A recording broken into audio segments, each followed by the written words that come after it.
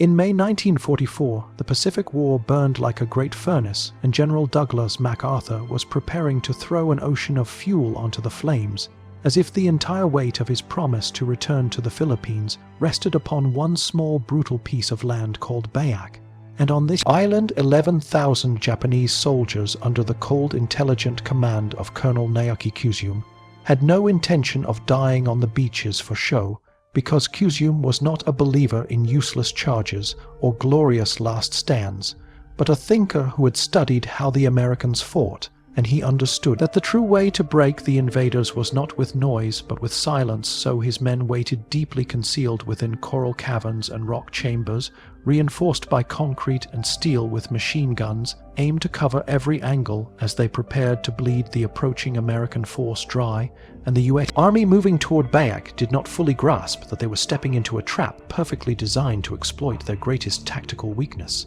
And the mathematics of that reality were horrifying, because for every Japanese bunker they destroyed, they lost 3 men, and there were hundreds of these fortresses carved into the bones of the island. And yet the Americans carried a secret weapon that could have ended much, but that weapon was locked away under rules and warnings that called it forbidden and dangerous and even criminal to use offensively, for it was a grenade capable of melting steel and suffocating entire garrisons with its burning white smoke in seconds. And this weapon was the M15 white phosphorus grenade, classified as a chemical device and restricted to signaling and smoke screens only, and its offensive use was marked as a war crime, and so it sat unused in crates while men died around coral walls that would not break. And in the middle of this bureaucratic nightmare stood a farm kid from Iowa named Harold Moon, a 10th grade dropout who had no medals, no pedigree, and no reason to believe he could change docked. And yet he was about to do exactly that, for he would see something that the generals and the ordnance experts had overlooked,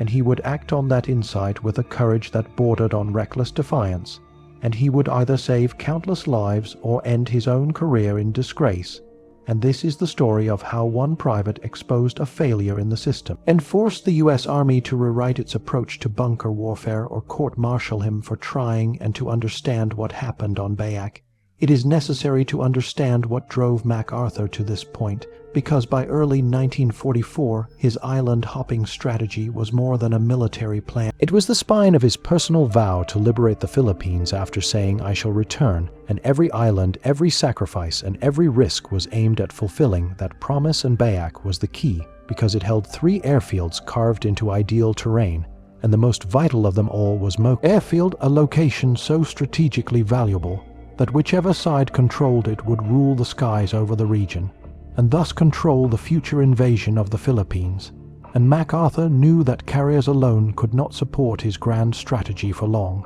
and he needed land-based bomber fields to push deeper into Japanese territory, and Bayac was his pivot point. And the Japanese High Command understood this just as clearly, so they sent Colonel Kyusum, a master of defense, who rejected the old tradition of charging into overwhelming fire, and instead crafted a new approach rooted in patience, deception, and deadly silence. And this doctrine was known as Mokusoku, which meant strategic silence. And Kyusum studied previous landings such as Tarawa and Kwajalein, and he understood that American naval firepower could obliterate any surface defense, so he refused to fight on the beaches and instead ordered his men to disappear into the island itself and to wait. And he transformed Bayac into one of the most terrifying natural fortresses of the entire Pacific War, using coral caves, limestone cliffs, hidden tunnels, and reinforced concrete to build a network of interconnected bunkers that could survive naval bombardment without so much as a scratch. And each bunker was placed to guard another, forming overlapping lines of machine gun fire,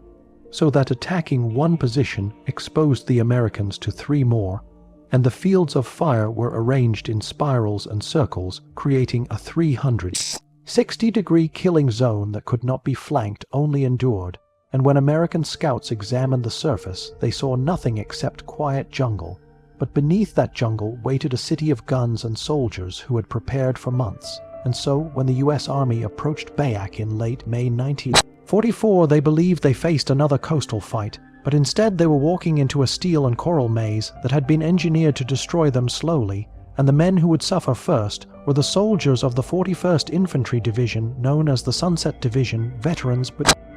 of a different type of war, trained to fight in open terrain and carrying equipment designed for Europe. not for a labyrinth of caves and impossible angles, and none of them could imagine that within days a private named Harold Moon would become the center of a storm that would challenge everything they had been taught, because the standard American grenade, the Mark II Pineapple, which had served since 1918, was almost useless on this kind of island, and its serrated shell designed to send fragments outward was nearly pointless against firing slits carved into coral, because the grenade was too light, too slow, and too easy for defenders to throw back. And this failure had already been proven on Guadalcanal and at Tarawa, where countless grenades bounced off stone walls and rolled back toward their throwers and the U.S. Army Ordnance Department after years of study. And experiments had declared that despite the failures, no other grenade was safe enough for bunker assault. And so the official doctrine locked the far more destructive but far more dangerous M15 white phosphorus grenade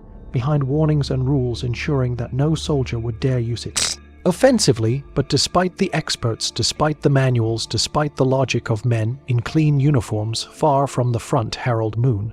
would soon discover that the forbidden grenade was the only weapon that could break the Japanese fortress of Bayak.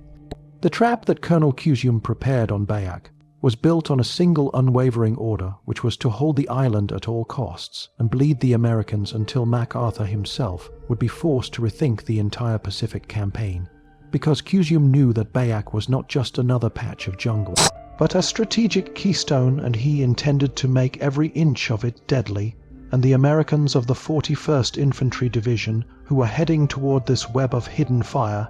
had no understanding of what awaited them, because they believed they were landing on another lightly defended island. And earlier intelligence had suggested, and although the Sunset Division was made of seasoned soldiers, they were equipped for a kind of warfare that Bayak would utterly reject, and in their packs they carried the Mark II fragmentation grenade, the so-called Pineapple grenade, which had served the United States since 1918 and was designed to burst into hundreds of iron fragments with a kill radius of 10 meters, and in the open fields of Europe,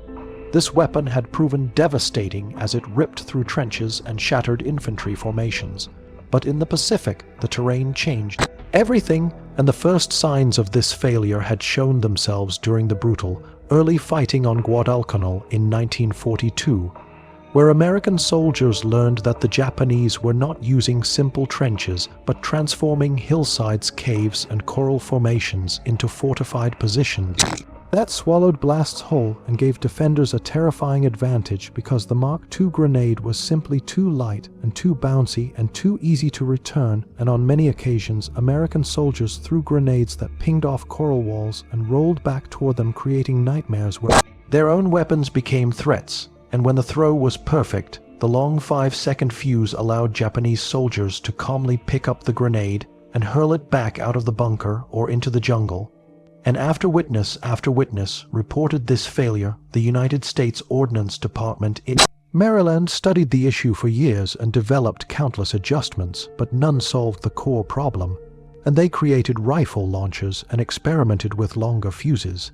And they wrote manuals explaining new throwing angles, and still nothing changed. And during the horrific Battle of Tarawa in November 1943, Marines documented that only 1 in 12 grenades successfully made its way into a bunker, which meant that 11 out of 12 grenades were wasted. And every wasted grenade cost time, and every second cost lives, and the horror of this reality spread across the Pacific, and the numbers piled up. And at the same time, the Ordnance Department reached its own cold conclusion, stating that despite all battlefield failures, the Mark II was still the safest option because it was predictable and familiar, and regulations favored consistency over improvisation, and more importantly, the alternative, which was the M15 white phosphorus grenade, was judged too dangerous to use at all in combat settings, because the chemical inside burned at temperatures far beyond steel melting heat,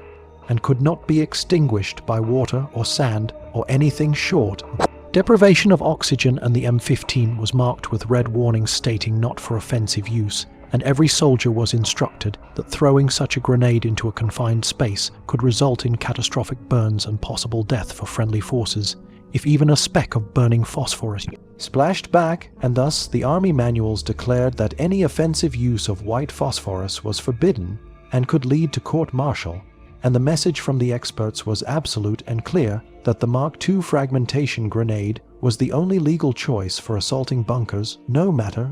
cost, and this single bureaucratic decision would shape the fate of thousands because the casualties were already climbing, and at Kwajalein in February 1944, the fighting cost 372 American casualties, and at Eniwetok in March, the cost climbed by another 339, and when MacArthur and his staff calculated projections, they realized that if these trends continued, the drive to the Philippines would cost over 50,000 American lives before the end of 1944, and then came Bayak, which would become one of the most lethal battlefields of the entire campaign, because on May 27, 1944, the 41st Infantry Division landed expecting soft resistance, yet found themselves walking directly into the nightmare that Kuzum had spent months designing, and the naval bombardment had done nothing to the coral fortresses because the shells struck the outer rock and shattered without penetrating, and when the Americans moved inland, they were met by an eruption of fire from invisible slits and caves that turned the landscape into a labyrinth of death, and machine guns tore through squads from angles no one could see, and mortars fell from unseen pits, and every attempt to advance caused heavy casualties. And within hours it became clear that the official doctrine was failing because the fragile Mark II grenades that bounced off walls were almost useless, and every time a squad tried to approach a bunker, they lost men due to the crossfire from surrounding positions because every Japanese bunker on Bayak supported several others, and this overlapping fire forced Americans to charge into impossible angles, and by the end of May 30th, after 3 straight days of bloodshed, the division had advanced less than 1 mile and had suffered over 200 casualties, and the medical corps was running low on plasma and morphine, and grenades were running out faster than supply officers could replace them, and quartermasters began rationing Mark II grenades, giving some squads only 3 per day, and officers ordered rifle fire and bayonet charges to conserve explosives. And yet rifles could not penetrate coral, and bayonets could not reach into narrow firing slits. And the situation became desperate, and amidst this chaos, Harold Moon lay behind a shattered palm tree, staring at a bunker that refused to die, and he had already watched 4 of his grenades bounce off the coral wall and roll down the slope uselessly, and as he saw the bodies of his dead squadmates lying in the open, he wondered if there was another way, and at that moment a strange accident revealed itself, because that morning during equipment checks, someone in the supply chain had mistakenly placed 2 M15 white phosphorus grenades into Moon's gear, and although he knew the safety lectures and the strict orders forbidding their offensive use, he also knew that these grenades were heavier and had a shorter fuse and contained a substance that filled confined spaces with unbearable heat and smoke. And as the gunfire continued to rip through the trees, Moon began to realize that the weapon everyone feared might be the only thing capable of breaking through Kuzum's fortress, and at that moment a transformation began inside him, not through training or orders, but through instinct, because he could see that the entire doctrine, created by experts far away, had failed here, and only something new could save the men on this battlefield. Moon crouched behind the shattered palm tree with bullets snapping past him and dust rising in thin clouds as machine gun fire chewed into the coral ridge above. And while the rest of his platoon tried desperately to suppress the bunker, ahead Moon stared at the weapon in his hand and felt realization settle over him like the weight of the grenade itself, because the M15 white phosphorus grenade was not like the Mark II, and he could feel that difference instinctively, and though he had sat through every safety lecture, and though he remembered the red warnings printed across the casing, he also saw the bodies of 7 men from his platoon lying in the open, and he knew with absolute clarity that the Mark II grenade was not going to save anyone today, and he understood something that the experts at the Aberdeen Proving Grounds had never seen with their own eyes, which was that physics mattered in a fight like this, and the problem was not only the fuse length or the blast pattern, but the weight and the shape and the way the grenade traveled through air, because the Mark II was born in European battlefields where trenches and open ground allowed fragments to do the killing. But on Bayak the enemy hid behind coral mouths so small and so deep that only a perfectly placed grenade could kill them, but the Mark II was too light, and its round shape caused it to bounce like a stone on a frozen lake, and every attempt to land one inside a slit became a deadly gamble, and Moon, who grew up throwing tools and hay bales,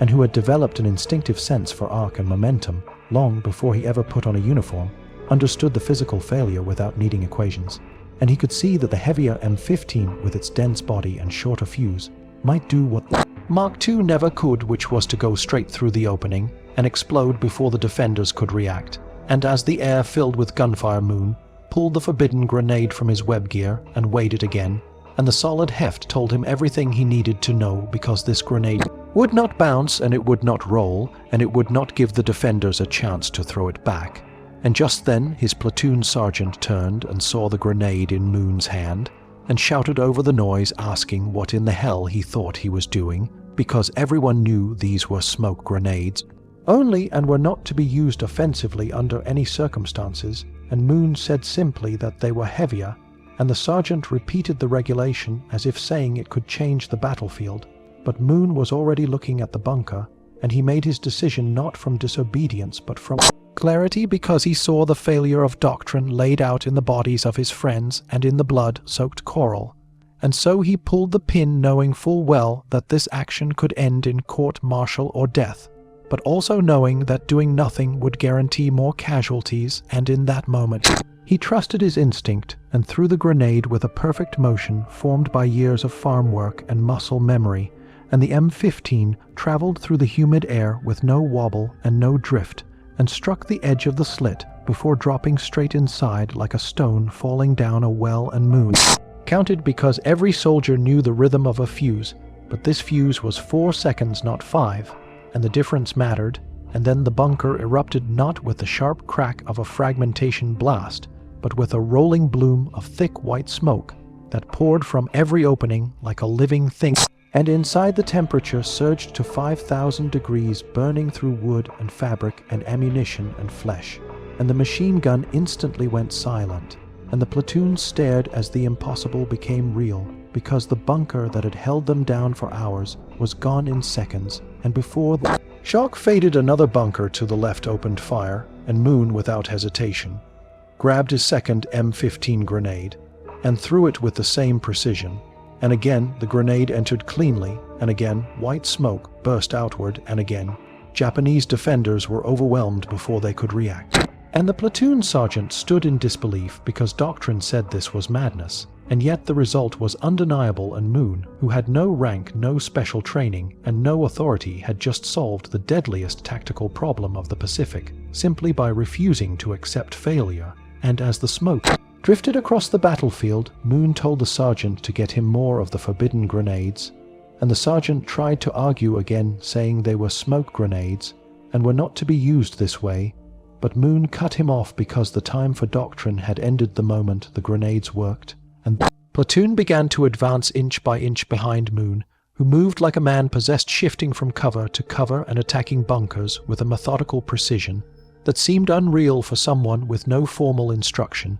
because he threw each grenade with a farmer's eye, calculating arc and angle, and letting instinct guide the motion. And every time a bunker erupted in white fire, the platoon pushed forward, and by noon of that day, Harold Moon had cleared 8 bunkers by himself,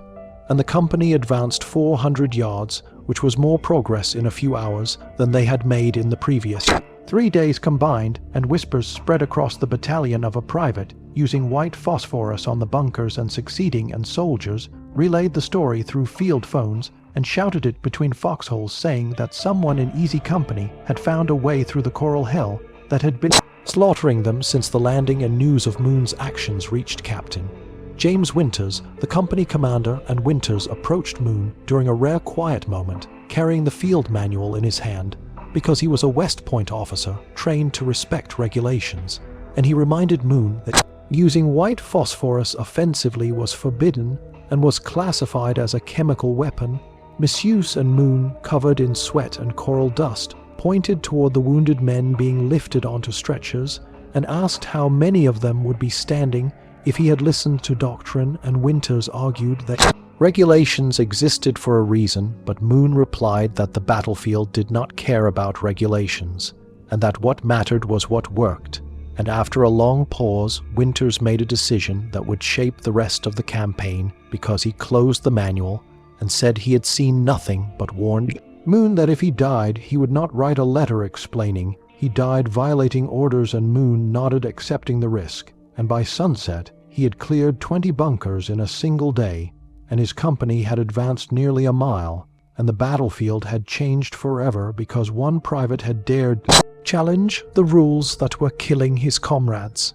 Moon moved across the battlefield with the steady determination of a man who had finally found the one tool that could break the nightmare that had trapped his company since the landing, and each step he took carried the weight of all the dead and wounded who had fallen trying to crack the coral fortress that Colonel Cusium had built beneath Bayek's jungle surface, and every bunker he faced seemed carved from the bones of the island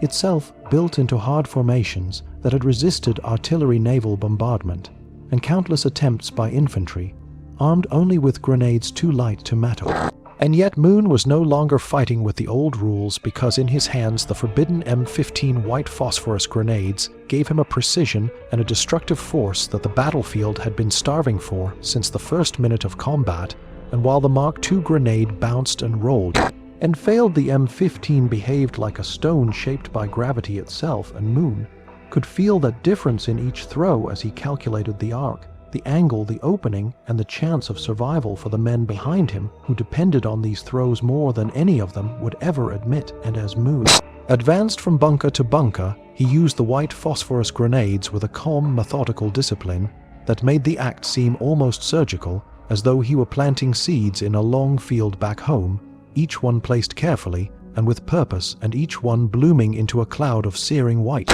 fire that neither coral nor concrete nor flesh could fight. And by the time the sun climbed toward noon, Moon had forced the Japanese defenders into confusion, because they had never faced a weapon like this used with such precision, and they had never seen a single soldier move so confidently across a battlefield where every bunker was placed to kill any man who tried to rush it. And yet Moon seemed immune to hesitation, because he understood the physics of how to land the grenade, and he trusted that understanding more than the manuals and the rules written by officers who had never stood in a coral kill zone. And at that point, Moon had already cleared 8 bunkers, and his company had surged forward 400 yards a distance that seemed impossible compared to the brutal crawl of the previous 3 days, where every attempt to advance brought death. And once word spread that Moon was using white phosphorus effectively, the battalion became electrified by the rumor that someone had solved the bunker problem, and that someone was a private who had no authority, no rank, no training beyond the basics,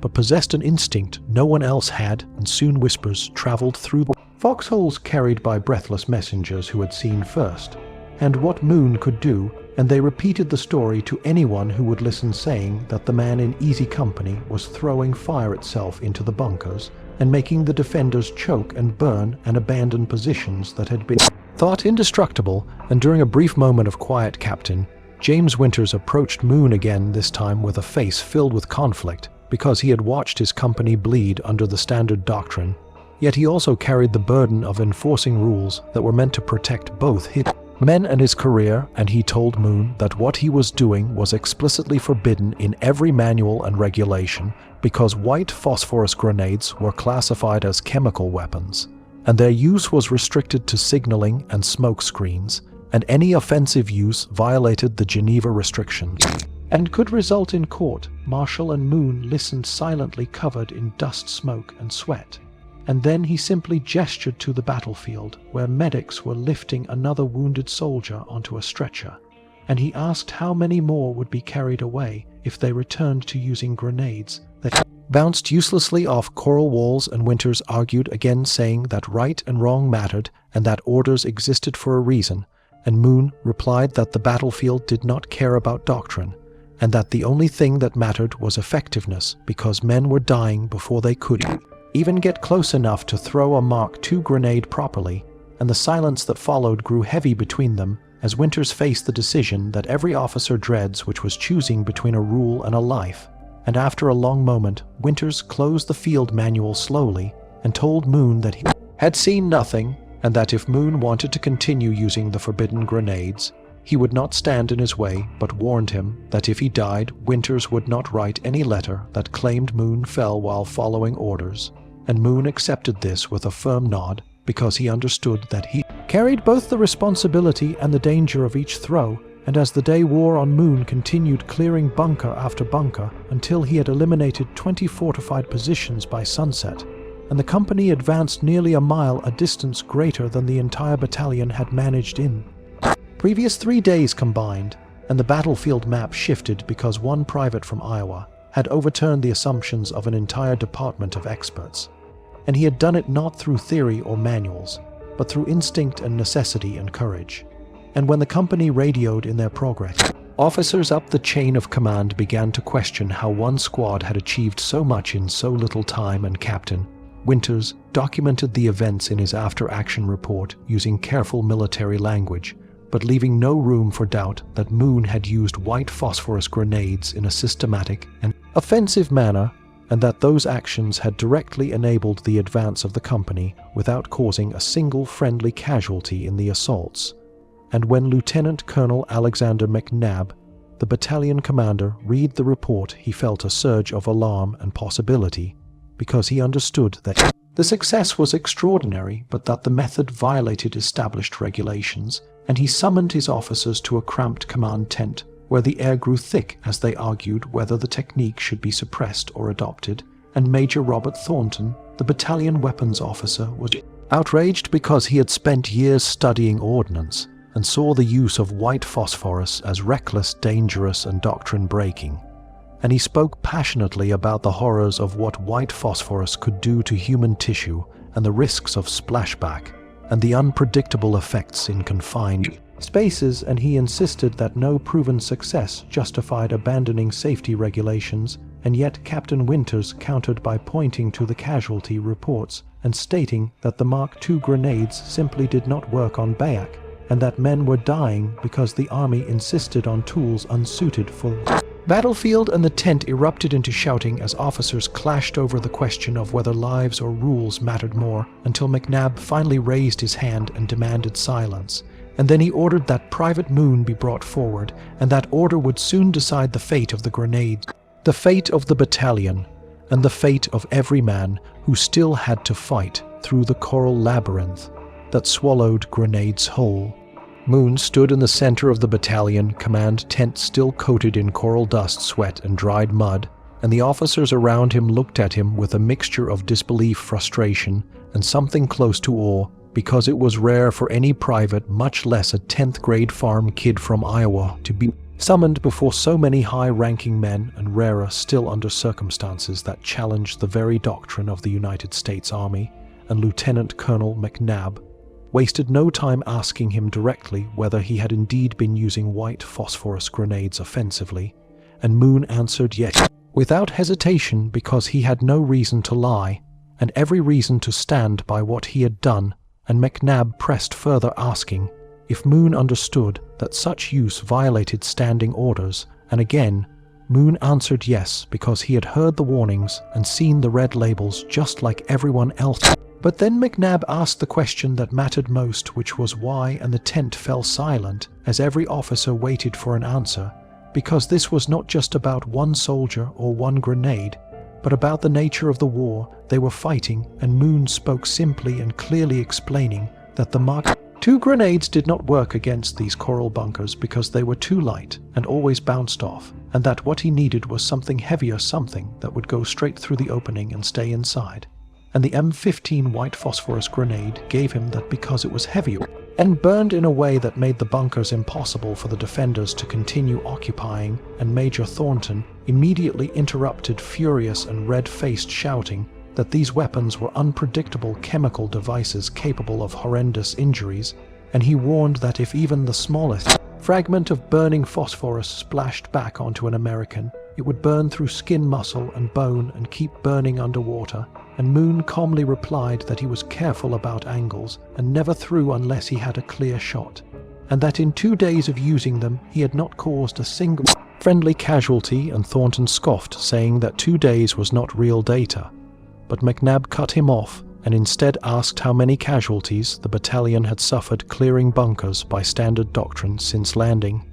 And when the answer came back as 47 killed or wounded, the weight of that number settled heavily over everyone present, and without speaking another word, McNab ordered Moon to demonstrate his method at a captured position. So they moved through the humid jungle to an abandoned Japanese bunker half a mile away, and there Moon showed them everything he understood instinctively about weight, balance, timing, and angle, and he explained how the heavier body of the M15 allowed him to control the arc, and how the shorter fuse limited the defender's response. And he threw 3 grenades, and each one entered through narrow openings that dozens of Mark II grenades had missed. And when the officers watched the white smoke pour out of the bunker, their arguments fell away because there was no denying what they were seeing, and McNab turned to Thornton and delivered the order that would change the course of the battle, stating that effective, immediately white phosphorus grenades were to be authorized for bunker assault, and that Private Moon would train squad leaders on how to use them properly. And Thornton protested, saying the order violated Ordnance Department regulations. But McNab stepped forward and told him that the Ordnance Department could court-martial him later because he refused to lose more men following rules that did not match reality. And with that, the meeting ended, and the decision spread faster than any official directive, because within 24 hours every rifle company in the 163rd Infantry Regiment received new supplies of M15 grenades, and Moon became the most important instructor in the battalion, moving from company to company and showing squad leaders how to identify openings, calculate angles, and throw the grenade with controlled intention. And he did it with the same calm, steady focus he had used while planting hay fields back home, because to him the art of throwing was not science but instinct shaped by years of labor and observation. And the results came with staggering speed, because casualty rates began dropping almost immediately, and rifles that had been pinned down by coral mouths suddenly advanced with confidence, and field reports documented the transformation with cold precision, showing that before Moon's technique, the battalion averaged 6.4 casualties per bunker, and after adopting white phosphorus, the number dropped to 1.7, and most of those losses came during the approach, not during the assault itself. And the difference was so dramatic that some officers called it a 73% reduction in bunker assault casualties, and the technique spread across the division like wildfire because news of a method that actually worked was priceless in a place where death waited behind every slit and ridge. And soon the entire 41st Division adopted Moon's style of assault, and Japanese defenders felt the shift immediately because diaries recovered from fallen soldiers described the new American tactic with fear and confusion, stating that the white smoke-filled tunnels made breathing impossible, and that the unbearable heat forced men to abandon positions previously considered impenetrable. And the greatest test of this new method came on June 2nd during the assault on Mokur Airfield, which was the strategic heart of Bayak, and the Japanese had protected it with 68 fortified bunkers arranged to create overlapping fields of fire that turned the approach into a perfect death trap, meaning any attempt to take the airfield under old doctrine would have required days of slow bloodshed. But the task fell to the 163rd Infantry Regiment, which now carried new knowledge, and Moon, who had earned a battlefield promotion to squad leader, took his men toward the first set of bunkers, and when machine guns opened fire from 3 directions at once, Moon immediately dropped low, studied the angle, and pulled an M15 grenade, then threw it with the same calm motion that had saved countless lives already, and the grenade entered cleanly, and 4 seconds later the bunker filled with burning white smoke and fell silent, and Moon moved to the second bunker, which had a smaller slit, but he exposed himself to get the right angle, ignoring bullets snapping past him, and he threw again with perfect instinct and silenced the second bunker, then turned immediately to the third, and within 11 minutes he and his squad had cleared all 3 mutually supporting positions without a single friendly casualty. And across the battlefield other squads duplicated the method, and soon the entire perimeter began to collapse under the relentless precision of white phosphorus assault. And by 2 p.m. the airfield, which staff officers had predicted would take 3 days to capture, was secured in only 8 hours, and the numbers that followed were undeniable because bunker elimination now required fewer grenades, fewer attempts, and far fewer lives. and as officers compiled reports for July 1944, they determined that without white phosphorus, the division would have lost nearly 1,000 men on Bayak, but with Moon's technique, that loss fell to 249, meaning that one private from Iowa had saved approximately 749 American lives, simply by refusing to accept that failure was the only option doctrine allowed. The shockwave from Lieutenant Colonel McNabb's order moved through the 163rd Infantry Regiment like a sudden change in wind direction, and officers who had spent years drilled into strict adherence to the ordnance department's doctrine now found themselves rewriting their approach to combat in real time, because the battlefield had proven something that no manual or lecture ever had, which was that survival required adaptation, not blind obedience. And Major Thornton, though still furious, understood that the decision had been made, and he now had to facilitate the distribution of a weapon he had sworn should never be used offensively. And meanwhile Moon stepped into a role he never imagined he would hold, becoming the central instructor for a tactic that would soon define the future of the regiment. And with nothing more than calm certainty and instinct, he showed squad leaders how to hold a heavier grenade, how to judge the angle, how to read the opening of a bunker, and how to trust the gravity and weight of the M15 to carry it inside rather than let it bounce like the unreliable Mark II. And soldiers listened to him with an attentiveness usually reserved for seasoned officers, because they had seen firsthand what his technique could do, and they understood that his knowledge meant the difference between being pinned down for hours or clearing a position in seconds. And for the first time since landing, men began to feel that they had a real answer to coral fortresses that had slaughtered them for days. And as Moon trained group after group, the battalion began to transform its entire assault doctrine not through theory, but through practical necessity, and white phosphorus grenades, once hidden in crates as taboo weapons, now became essential tools on every approach toward fortified positions. And the immediate results were undeniable as squad after squad cleared bunkers with speed and precision that had seemed impossible only days before, and casualty rates plummeted so sharply that commanders struggled to believe the numbers, and even men had doubted Moon at first now followed his guidance without question, because the battlefield had no patience for pride or hierarchy, and only cared about what worked. And this shift in tactics did not go unnoticed by the Japanese defenders, who had built their confidence on the belief that coral wall and narrow slits made them untouchable, and diaries later recovered from fallen officers revealed a profound fear building among them as they described the unbearable heat and choking smoke that filled tunnel systems once thought to be invincible, stating that the white fire weapon forced men from their posts and made it impossible to breathe or fight, and that the Americans were now using a terrible weapon that undermined their strongest defenses, and that shift in psychological pressure was as powerful as any physical destruction, because the Japanese command structure relied heavily on belief that fortified positions granted dominance, and as that belief crumbled, so too did the cohesion of the defense. And the true test of this new reality arrived when the regiment approached the ring of 68 bunkers guarding Mocher Airfield, which was the last major objective preventing the establishment of the bomber fields. MacArthur desperately needed to advance toward the Philippines, and the Japanese had engineered the perimeter so that each bunker supported several others, creating a web of crossing fire that any previous assault method would have found suicidal. And staff planners had predicted that taking the perimeter would require 3 days of relentless fighting. But now the regiment carried a weapon and a technique that changed every calculation. And when Moon, leading his squad after a battlefield promotion, advanced across the open ground toward the first bunker, he did so not with hesitation, but with the same steady focus he used earlier. And the moment the concealed machine guns opened fire, his men hit the ground, and Moon scanned for the angle and pulled an M15 grenade from his pouch and threw it with the certainty of a man who understood exactly what the next 4 seconds would hold. And the grenade entered the bunker cleanly, and white smoke erupted from every opening, and the machine gun fell silent. And before the defenders in the next bunker could adjust their fire, Moon moved low and fast, recalculating angle, distance, and air movement. And he exposed himself briefly to ensure accuracy, even as bullets cracked past his head. And he threw again, and this second bunker also fell silent under the heat and choking smoke.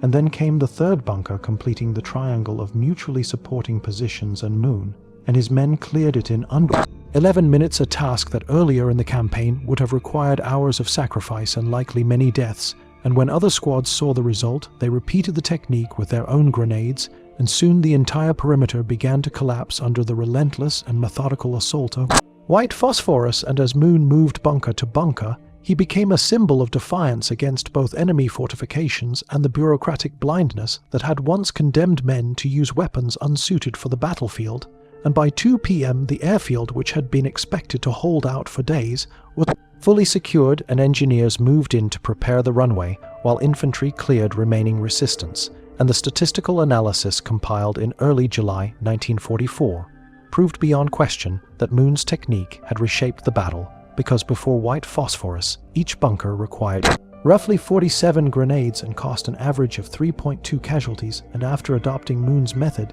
each bunker required only 2 or 3 grenades and casualties dropped to 0.8, and the total number of bunkers eliminated on Bayak reached 312, and if the earlier casualty rate had continued, the division would have suffered nearly 1,000 losses instead of 249, meaning that approximately 749 American lives were saved on Bayak alone due to a technique invented by a private who refused to accept that doctrine mattered more than survival. And the influence of his method did not stop on Bayak, because reports spread throughout the Pacific, and soon the 1st Marine Division on Peleliu adopted similar tactics, and the 96th Infantry Division used White Phosphorus in their own assaults during Okinawa. And although field manuals did not publicly acknowledge Moon's technique, the surge in M15 grenade production spoke louder than any printed document, because in 1943, production sat at 2.1 million, while in 1945, it reached 11.2 million, despite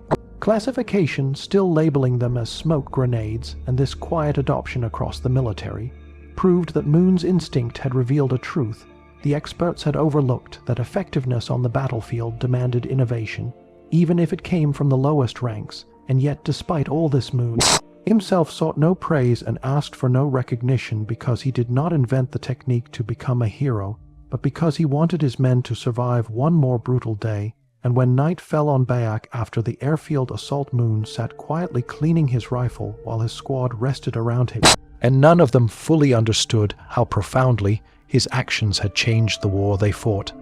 But all of them knew one simple truth, that the grenades he threw and the risks he took had kept them alive in a place where death had seemed absolute.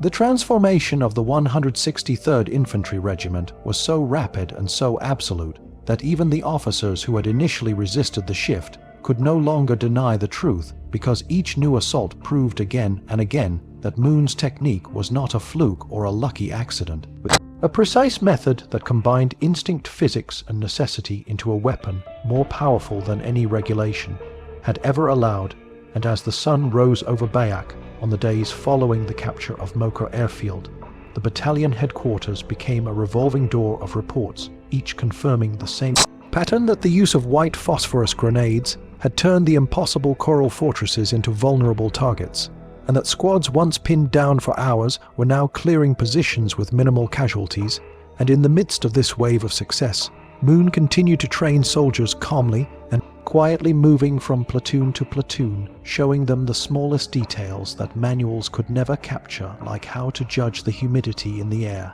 how to adjust for wind when throwing into narrow openings, and how to read the depth of a firing slit based on the angle of the shadow. And soldiers watched him as if he were demonstrating a secret art passed down through generations, even though his knowledge came only from instinct built on farm work, and desperation built on seeing too many of his friends die.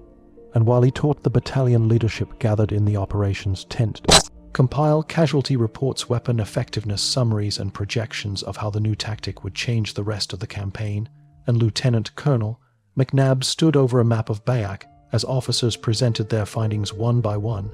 and each report reinforced the same reality, that the White Phosphorus grenades were no longer taboo but essential, and that Moon's method was not just helpful but revolutionary. And Major Thornton, though still uncomfortable with the chemical aspect of the weapon, was forced to concede that the casualty reduction was undeniable, and he argued only that training Be thorough to prevent misuse, and in this rare moment of agreement, officers who had clashed bitterly days earlier now worked side by side, refining procedures, establishing safety rules, and ensuring that every soldier understood both the power and the responsibility of the M15 grenade and their planning soon aligned with the field data because squads began reporting more efficient assaults and fewer wounded, and the sense of dread that had once settled over the division now lifted, slightly replaced by a cautious confidence that maybe the Coral Labyrinth could be beaten after all. And when the regiment pushed deeper into the island, they found that Japanese morale was shifting as well, because surviving defenders began abandoning positions even before the grenades detonated, retreating through tunnels in panic when they saw the white smoke drifting toward them, and this psychological break in the enemy lines accelerated the collapse of the defensive network, and the battle for Bayak began to tilt decisively toward the Americans. And yet in the midst of this momentum, Moon himself remained grounded, never claiming credit, never demanding recognition, and often kneeling in the dirt. After a battle to inspect fragments of exploded grenades and study how they had behaved in the confined structures, and even after clearing dozens of bunkers, he remained humble and focused on the safety of his squad, always reminding them that instinct mattered but precision mattered more, and that single miscalculation could cost a life. And those around him saw a man who carried the weight of responsibility as heavily as he carried his rifle. And the officers respected him not because he broke rules, but because he broke them for the right reasons, and because every action he took was rooted not in pride, but in the desperate need to save the men beside him. And the final tallied numbers made this truth unmistakable, because by the end of the Bayak campaign, compiled reports showed that the 163rd Infantry Regiment had eliminated 312 Japanese bunkers, and without white phosphorus, the expected casualties would have been nearly 1,000, but with Moon's technique, the total losses were 249, meaning that an estimated 749 American soldiers lived because one private had defied doctrine and trusted his instinct, and as these results spread beyond, Bayak units across the Pacific adopted the same method, quietly rewriting their own tactical approaches, even as manuals remained silent about the practice. And by late 1944 and into 1945, the presence of white phosphorus grenades in active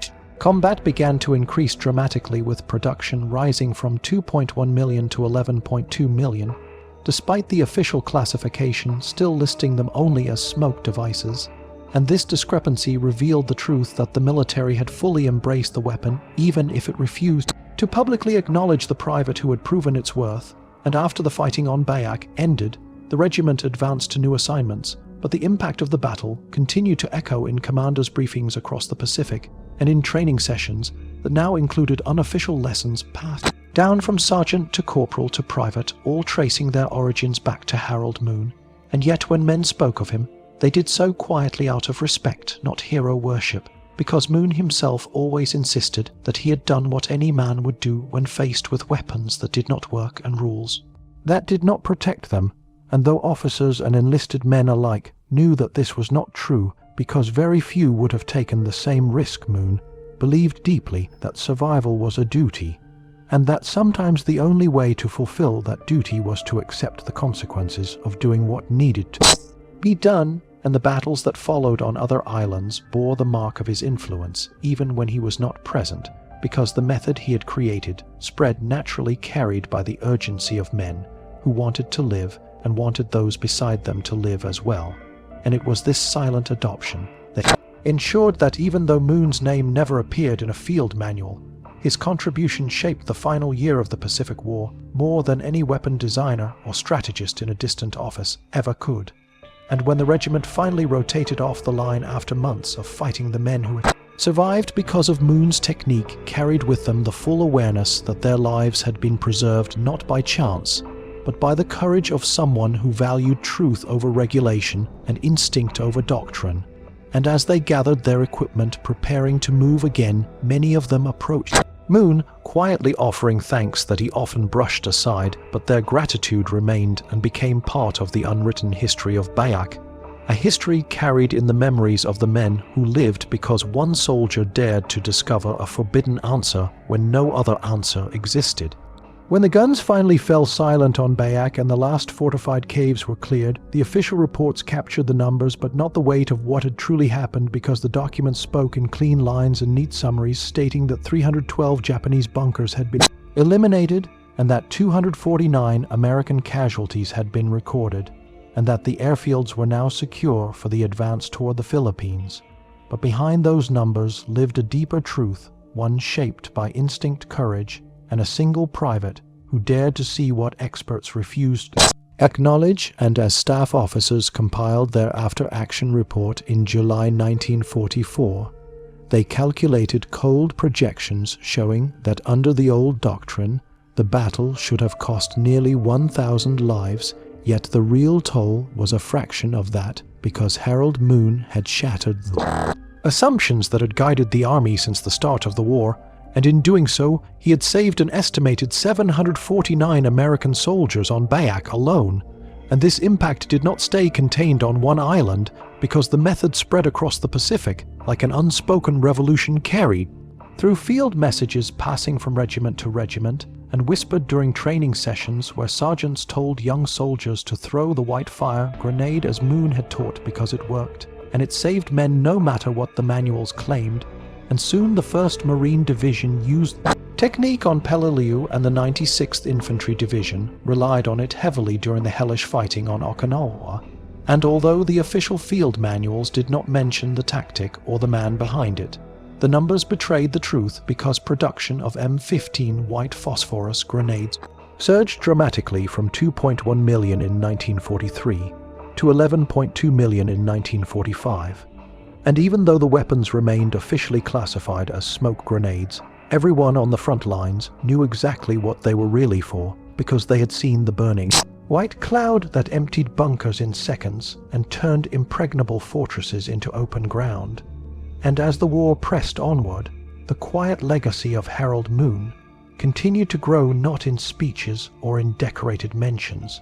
but in the lives of men who survived assaults that previously would have ended in slaughter. And even after the fighting ended and MacArthur returned to the Philippines and later to Japan, the official histories never fully credited the obscure private from Iowa who had forced a change through sheer necessity. Yet among the soldiers who passed through the Coral Islands, his story lived on, carried as a reminder that sometimes the most important innovations do not come from generals or planners, but from the desperate clarity of a man lying behind a palm tree, watching his friends die while holding a weapon no one wanted him to use. And when the war finally ended and Harold Moon returned home, he slipped quietly into the life he had known before the draft, working on his father's dairy farm in Grundy County, Iowa, where the rising and setting of the sun replaced the burning flash of white phosphorus. And he married, raised 3 children, and never spoke much about the war, because he did not see himself as a hero, and he kept his silver star in a drawer rather than hanging it on a wall, because he believed that medals did not change the truth of what he had seen, or the men he had lost on Bayak. And for years his name faded into the quiet of rural life, but the legacy of his actions endured in the men who had walked away from battle because of him. And in 1982, decades after Bayak, an elderly man approached him at a 41st Division reunion, and Moon listened quietly as the man explained that he was the son of Captain James Winters Moon's old company commander, and he told Moon that his father had passed away, but had left behind a list of every soldier in Easy Company who had survived the war, and beside that list he had written a note stating that without Moon's decision at least 47 of those names would not exist today. And the son told Moon that his father believed he was the bravest soldier he ever commanded, not because he charged forward without fear, but because he had the courage to be right when everyone else was bound by rules that were wrong. And Moon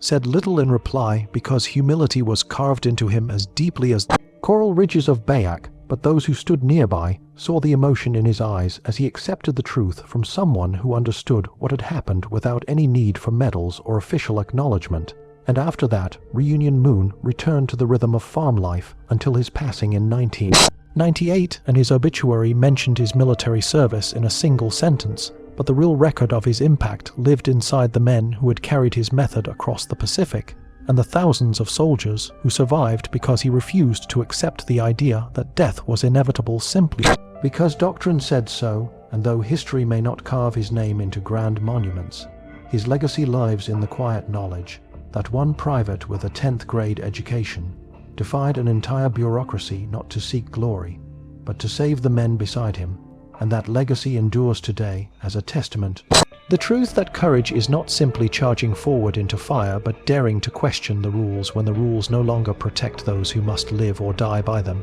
And in the end, Harold Moon proved something that resonates far beyond the coral bunkers of Bayak, that sometimes the greatest victory in war come not from the strategies drawn in distant rooms, but from the clarity and conviction of a single soldier who sees the battlefield for what it truly is and decides to act. If you want more forgotten war stories told with truth, grit, and no filters, subscribe now. Your support keeps these missions alive.